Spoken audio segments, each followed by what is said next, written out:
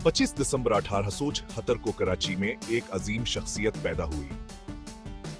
इनका नाम था मोहम्मद अली जिन्नाह। उनके वालिद पोंजा जिन्नाह एक ताजिर थे और वालिद हमठी बाई एक घरेलू खातून थे।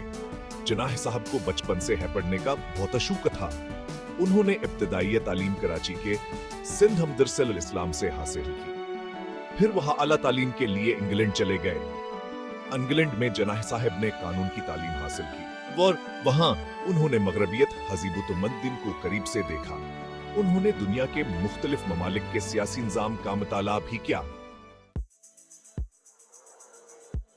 इंग्लैंड से वापसी पर जिन्नाह साहब ने बम्बई में वकालत शुरू कर दी।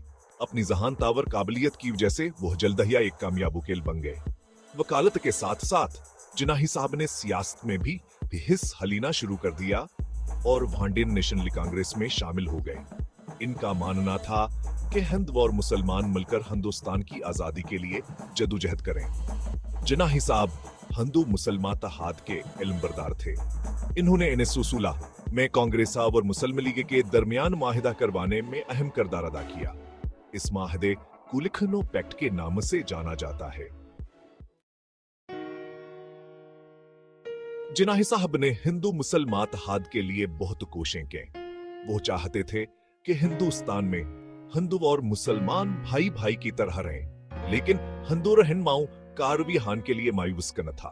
कांग्रेस के अंदर जिन्नाह साहब को यह एहसास होने लगा कि हिंदू रहनुमा मुसलमानों को अपने साथ मिलाना नहीं चाहते।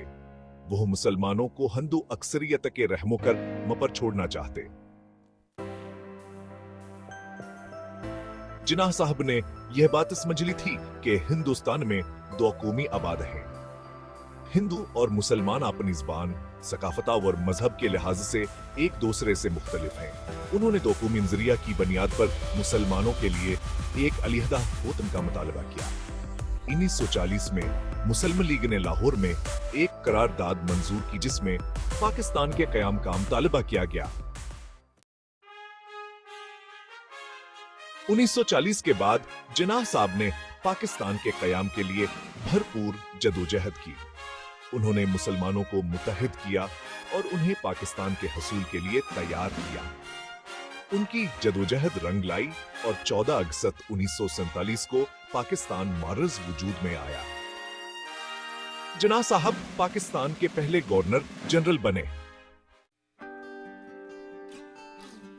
कायदा आजम मोहम्मद अली जिन्नाह एक अजीम रहनुमा थे।